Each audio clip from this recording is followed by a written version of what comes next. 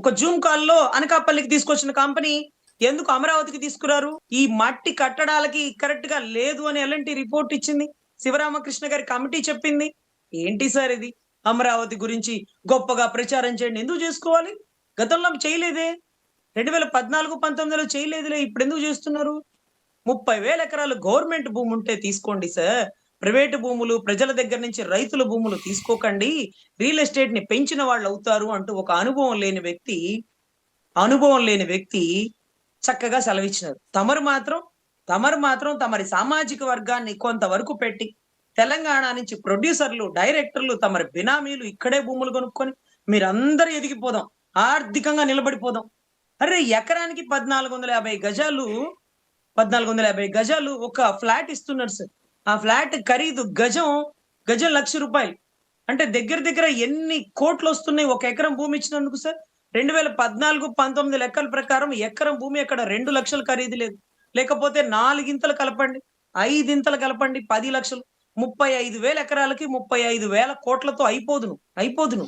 కానీ అలా వాళ్ళకి డబ్బిచ్చేసి ఆ భూమి ప్రభుత్వం దగ్గర పెట్టుకుని ఉంటే, ఒకవేళ ఆ భూమి రేటు పెరిగితే ప్రభుత్వ ఖజానా నిండుతుంది. సెంట్రల్ ప్రపోజ్ చేసినటువంటి ల్యాండ్ ఎక్విజిషన్ యాక్ట్ ని ఎందుకు గౌరవ చంద్రబాబు గారు పక్కన పెట్టి తుంగలో దొక్కి ల్యాండ్ పులింగ్ తెచ్చినారు? అంటే ప్రతి లాభంలో నా సామాజిక వర్గం తిని ఎదగాలనే. ప్రతి లాభంలో అంటే లక్షలు ఇచ్చి కోట్లు కొట్టేస్తారా? అరే 5 కోట్ల ఆంధ్రులు తినాల్సినటువంటి సొమ్ముని 29 గ్రామాల్లో ఉండే తమ ప్రత్యేకమైనటువంటి కొంత లెక్క సామాజిక వర్గమే తినాలనుకోవడం ఎంత కుళ్ళు, ఎంత కూతుందరో. ల్యాండ్ పూలింగ్ దేశంలో ఎక్కడా లేదు సార్. కొత్తగా ప్రతిపాదించారు. సిఆర్డిఏ చట్టం ఇక్కడ పెట్టాల, ఈయన పెట్టారు. ఈయన పెట్టి సిఆర్డిఏ ఆఫీస్ కట్టేసినారు. ముందు సిఆర్డిఏ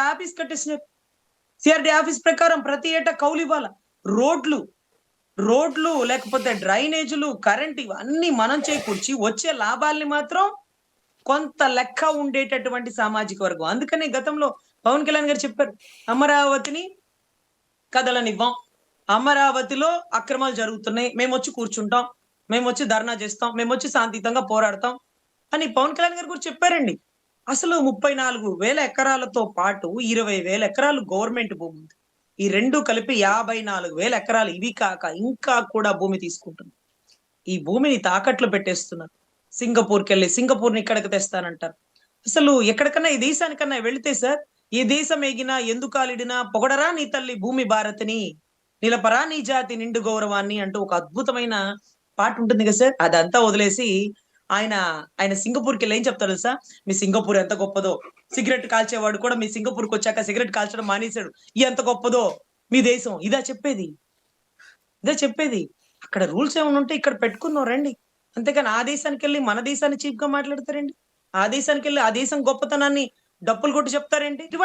ఇటువంటి పుట్టిన మట్టి మీద కూడా ప్రేమ లేనివారు సింగపూర్ ని తెస్తారు, టోకియోని తెస్తారు, ఆస్ట్రేలియాని తెస్తారు, కెనడాని తెస్తారు, ఇంకా ఏ దేశాలు ఉంటో అన్ని దేశాలను తీసుకొచ్చి ఆంధ్ర రాష్ట్రంలో, అందున అమరావతిలో క్యాపిటల్ లో పెట్టేస్తారు. బట్ ఇవి పెట్టేది ఎప్పుడో, చూసేది ఎప్పుడో. అహనా పెళ్ళంట సినిమాలో గనక కోటా శ్రీనివాస్ కనుక ఎదురుగా కోడి నేలాడది శిలా తింటూ అదిగో సింగపూర్, అదిగో కనపడే బిల్డింగ్ టోకియో అంత ఎత్తుంటది, మన డాబా మీద నుంచి చూస్తే ఆ లైటింగ్ కనపడది బుర్జ్ ఖలీఫా. అబుదాబి, దుబాయ్ లోని కట్టడాలు కూడా ఇక్కడ తీసుకొచ్చేస్తారు. ఈ మట్టి కోఆపరేట్ చేయాలి కదా సార్. మనం కోఆపరేట్ చేసినా మట్టి కోఆపరేట్ చేయాలి కదా. ఇంజనీర్లు కట్టరు సార్, శరవేగంగా పూర్తవుతుంది. 29 ఎలక్షన్ తర్వాత మీరు ఆ ఇంట్లో ఉండగలరా?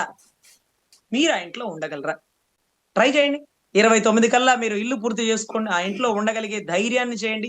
నిరంతరం అక్కడే ఉండి ప్రతిపక్షంగా రాష్ట్రంలో ఎదుర్కొనే సమస్యల నుంచి మీరు ప్రశ్నించండి.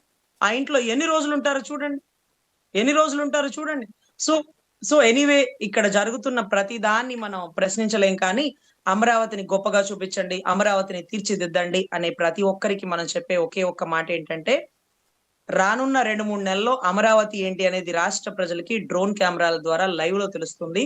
సో ఈ నీళ్లు తోడడాలు అంటే ఎత్తిపోతల పథకం పోలవరంలో పూర్తవుతుందో లేదో గానీ, ఈ అమరావతిలో ఎలా ఉంటుంది అనేది, దానికి ఎంత ఖర్చు అవుతుంది అనేది ప్రతి ఒక్క విద్యావంతుడు RTI వెయ్యాలి. రైట్ టు ఇన్ఫర్మేషన్ యాక్ట్ ప్రకారం ఎన్ని కోట్లు ఖర్చు అవుతుంది, దీనికి ఎంత ప్రభుత్వ ఖజానా నుంచి బయటకు తీస్తున్నారు, ఇంత ఖర్చు ఎందుకు అవుతుంది? ఇలా ప్రతి సంవత్సరం పెట్టాలా? ఈ ముప్పు ప్రాంతాల్లో రాజధాని నిర్మించడం తగునా? ఇవన్నీ కూడా విద్యావంతులు తెలుసుకొని ప్రజల్ని చైతన్యపరచాలని మనస్ఫూర్తిగా కోరుకుంటున్నాను సార్. సెంట్రల్ ప్రతిపాదించినటువంటి ల్యాండ్ ఎక్విజిషన్‌ని పక్కన పెట్టి, ల్యాండ్ పూలింగ్ ద్వారా కొంత సామాజిక వర్గాన్ని లక్షల నుంచి కోట్లకి తీసుకొచ్చి పడగలెత్తిచ్చి ఈరోజు రాష్ట్రాన్ని అలాగ అట్టిపెట్టి ఉంచాలన్నటువంటి వీళ్ళ కుళ్ళు కుతంత్రాన్ని ఖచ్చితంగా తొక్కిపెట్టి నారదీసి మావి గన్ అనుకుంటూ ముందుకొస్తున్నటువంటి గౌరవ జగన్ రెడ్డి గారు ఇక రాజధాని రైతుల పరిస్థితి ఏంటి అంటే ఇంకా 3 ఏళ్ళు ఉంది కాబట్టి కాళ్ళను పట్టుకుంటారా? కాళ్ళు పట్టుకుంటారా? మీ బాబు గారిని ప్రశ్నించి రానున్న కాలంలో ప్రభుత్వాలు మారినప్పుడు ఏం జరుగుతుంది? మమ్మల్నెలా ఆదుకుంటారు? మా బతుకు తెరుగేంటి? మాకు సెక్యూర్ ఏంటి అనేది కూడా అడిగి తెలుసుకోవాలని కోరుకుంటున్నాను సార్.